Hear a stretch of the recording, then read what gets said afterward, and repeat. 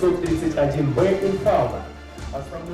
America भले ही trade diplomacy के जरिए दुनिया के दूसरे देशों पर दबाव बना रहा हो, लेकिन पुतिन के तेवर ने साफ कर दिया है कि वो हर उस देश का साथ देगा जो रूस का दोस्त है।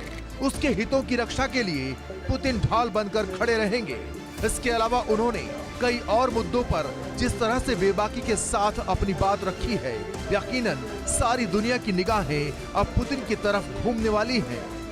उन्होंने यूक्रेन के साथ जंग को लेकर भी बहुत खुलकर बातें की हैं। अभी कुछ दिनों पहले अमेरिकी राष्ट्रपति डोनाल्ड ट्रंप ने यूएनजीए में भारत और चीन पर यूक्रेन जंग में रूस का साथ देने और उसको फंडिंग करने का इल्जाम लगाया था, जिस पर अब पुतिन ने अपना बयान जारी कर पक्ष रखा है। उन्होंने भारत और चीन का ब्रिक्स की स्थापना के लिए आभार जताया और तटस्थ देश होने की बात कही है। इसके अलावा पुतिन ने दोनों देशों को न्याय का साथ देने वाला भी बताया है।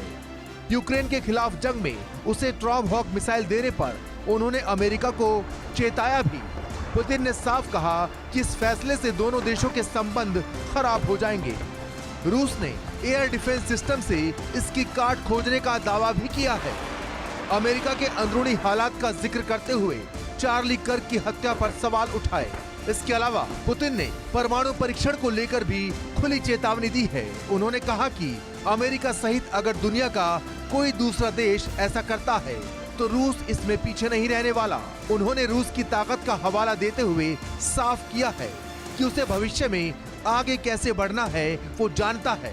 पुतिन ने देश की जनसंख्या पॉलिसी पर भी अपनी सरकार का पक्ष रखा है, जहां बताया कि कैसे उनकी सरकार ने LGBTQ आंदोलन को आतंकवादी संगठन घोषित किया है। पुतिन ने ट्रंप के उस बयान पर भी नाराजगी जताई है जिसमें उन्होंने रूस को कागजी शेर बताया था। पुतिन ने ट्रंप के बयान पर पलटवार करते हुए कहा कि अगर रूस कागजी शेर है और फिर भी नाटो से लगातार लड़ाई में डटा हुआ है तो फिर नाटो की हैसियत क्या है। पुतिन खुलकर मैदान में है और दुनिया की घटनाओं पर पैनी निगाह बनाए हुए हैं।